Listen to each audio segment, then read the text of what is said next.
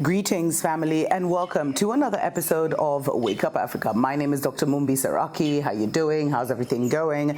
I really do pray, family, that you are well and you are resilient and you are persistent in transforming your life and creating a new narrative for yourself, that you are right now, as we speak, putting that new narrative together, family, because we are in the worst of times as much as we are also in the best of times, and it all depends on your perspective. Now, something interesting happened a couple of weeks ago.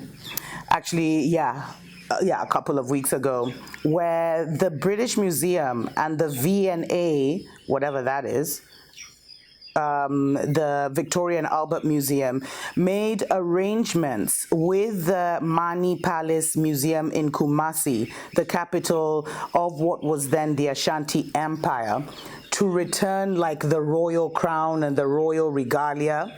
Apparently 32 items are nearly all royal regalia, much of it made with gold. Most of the pieces will be seen in Ghana for the first time in 150 years. And they say, the deal was arranged when the current Ashanti king, Osei Tutu II, visited London in May last year. On the occasion, he met the directors of the museums, and you can see him here laughing with Charles. And this probably explains why they made such a bad deal for us. Because you see, family, a lot of the current leaders lack imagination. They've been so caught up in the materialism of Babylon.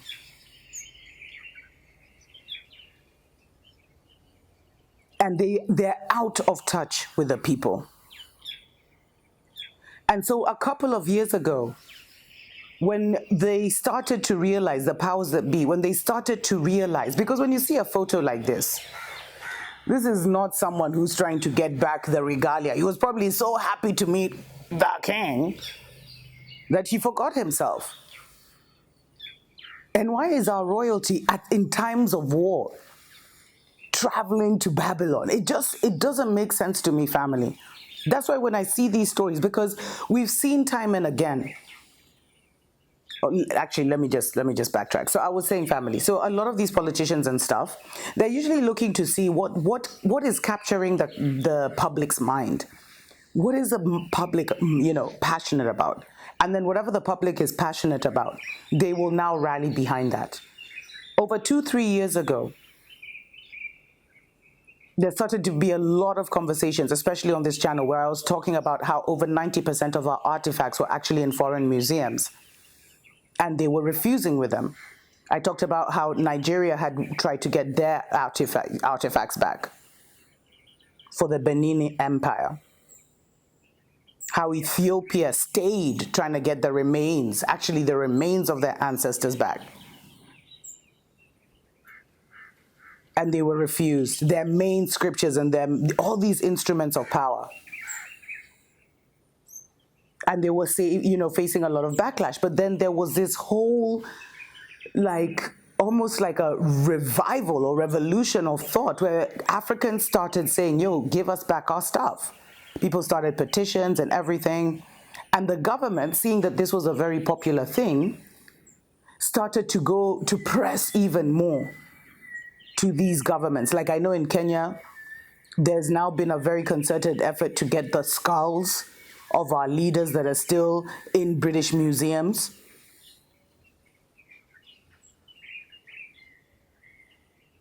And there's still a lot of pushback.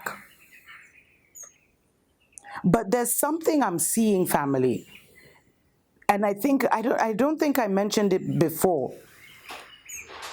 This thing of we ask for our things back, and Babylon lies again and tries to put us back into the cycle by saying, wait, we're not going to give it back, but we'll loan it to you. And this is what annoys me, because the British Museum and the Victoria and Albert Museum, together with the Manhia Palace Museum in Ghana, announced an important cultural collaboration. Now, this is how it's being promoted in Africa. which sidesteps UK laws that prohibits the return of cultural treasures to their countries of origin. What a strange law. This explains everything.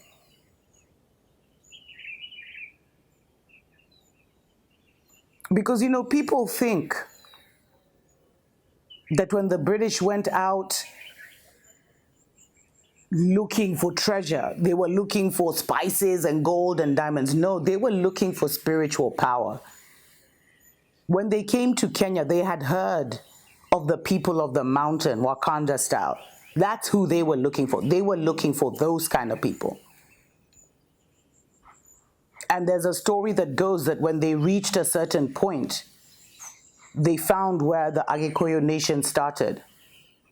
And they took one of our daughters, and she ended up intermarrying or having babies with different royal families.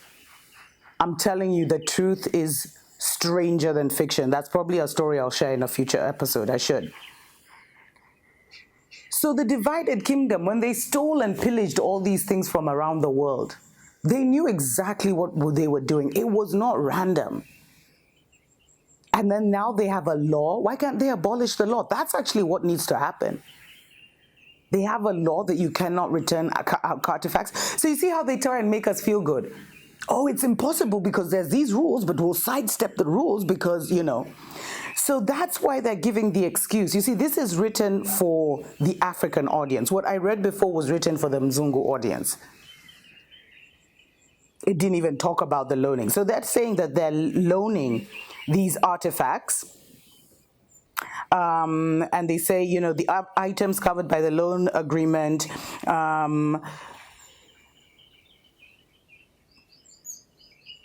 17 items in total are involved in the loan arrangement, including 13 pieces of the Ashanti royal regalia, which was purchased by one of the museums in 1874 in an auction.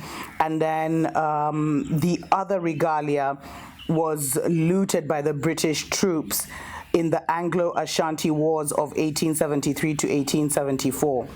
And they say, these objects are of cultural, historical, and spiritual significance to the Ashanti people. They are indelibly linked to British colonial history in West Africa, with many of them looted from Kumasi during the Anglo-Ashanti Wars of the 19th century. But we're not giving them back, we're just loaning them to you. Do you see how crazy that is? Is it me? Please let me know in the comments, family, because we're still selling out.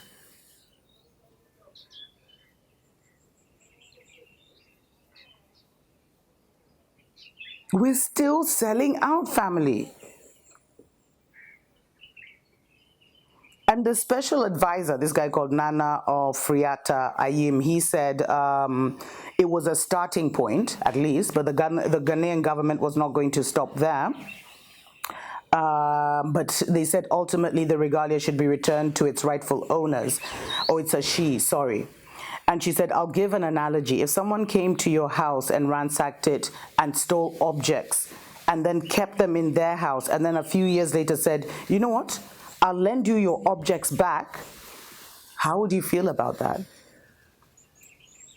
How does Africa feel about that? For me, it's like adding insult to injury. We're still playing games. We're still not being taken seriously as a motherland. And that's because we think some people are our friends when they're not. Let me know what you think about this. And I'm sharing this because other countries have also adopted the same thing. I think the divided kingdom did the same thing. There are other countries. There's one country, I think the Benin as well, when the Benin bronzes were loaned. They were so shocked at how many Africans showed up for the exhibit for a month. But they've brainwashed the ruling elite, because they were part of that generation of brainwashing, to believe Africans, we don't know what art is, and we don't like to look at art. I'd love to hear from you in the comments, family. Thanks to every single person that supports us on Patreon. We appreciate, love you so much. We're always sending you our best wishes. And to everyone that has sent us a donation on PayPal, there's an amazing, amazing gift for you in the mail. Tuko pamoja.